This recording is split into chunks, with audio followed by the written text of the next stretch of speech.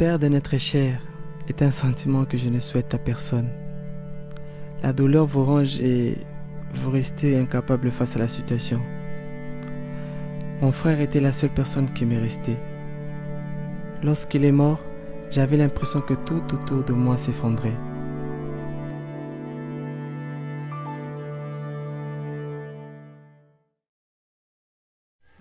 Mais d'habitude, je regarde des films de production américaine.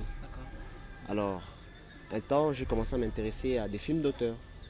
Je regardais beaucoup de classiques américains, genre Chandler de Spielberg, Persona de Bergman. Alors, j'ai voulu travailler sur un genre comme ça, un genre de scénario plat.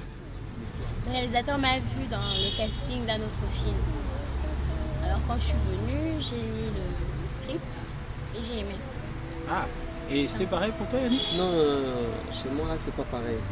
Chez moi, j'ai dû apprendre ça chez quelqu'un qui a déjà tourné des clips, des pubs, des films qui m'ont parlé. Parce que j'avais envie, en société, de tourner un film ou un clip. Quand ils m'ont parlé, j'étais vraiment intéressé.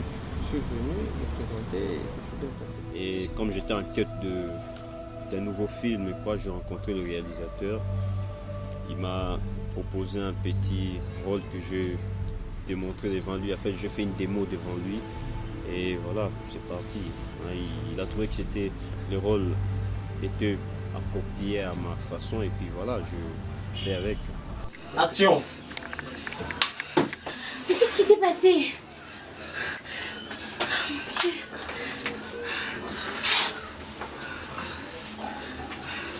Ça va? Tu fais une forte fièvre. Tu as pris des cachets? On a commencé les répétitions. 2 semaines après, Yannick et Linda sont venus.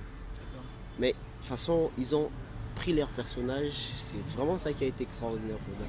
Quand je regarde le film, des fois, je vois Yannick jouer ou Linda. Je me demande si, étant acteur, je pourrais faire la même chose que je me dis. En fait, quand vous les regardez jouer, leurs personnages sont introvertis. Ils se retournent un peu pour...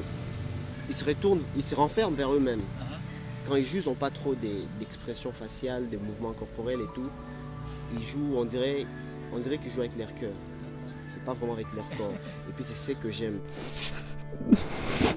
Mav. Non, Mav.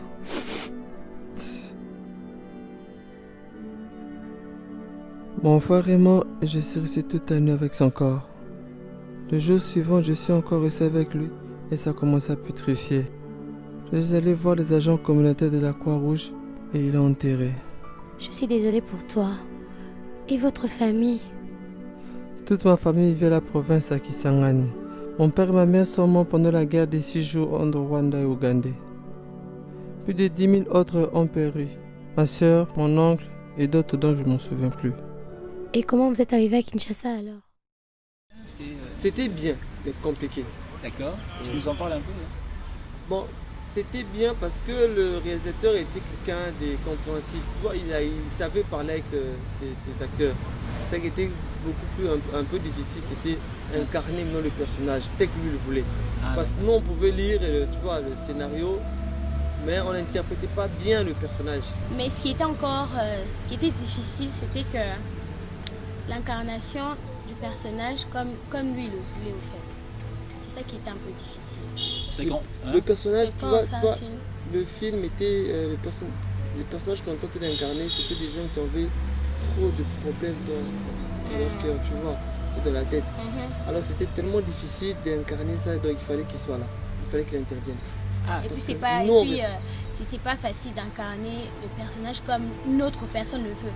Parce que quand on lit le script, on se fait déjà une image de la personne comme on le voit dans notre tête.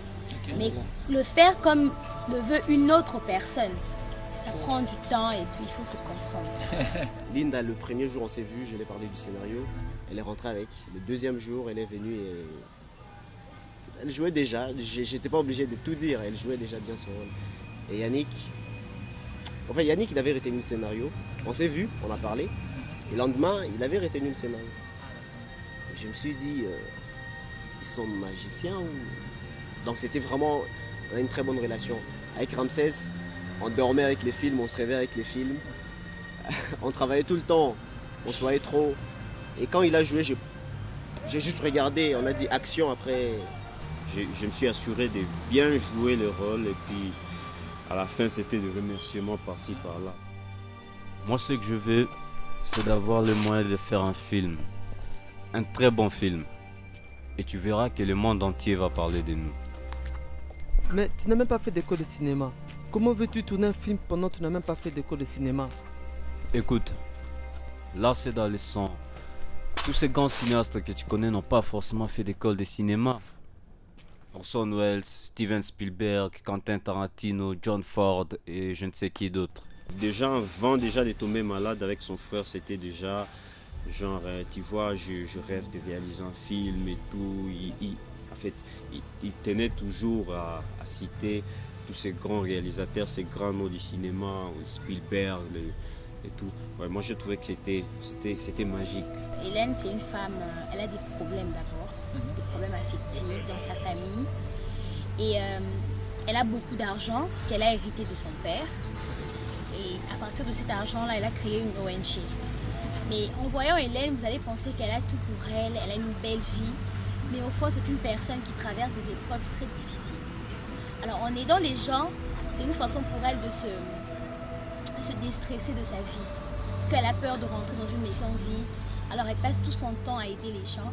Et quand elle rencontre Harry, dans sa tête, elle se dit qu'elle a trouvé peut-être la personne qui pourra combler son vide de manque d'affection. Bon, Harry, c'est quelqu'un qui a vécu encore un peu qui a vécu des problèmes comme Hélène, mais beaucoup plus. Parce qu'il a vraiment perdu presque la moitié de sa famille.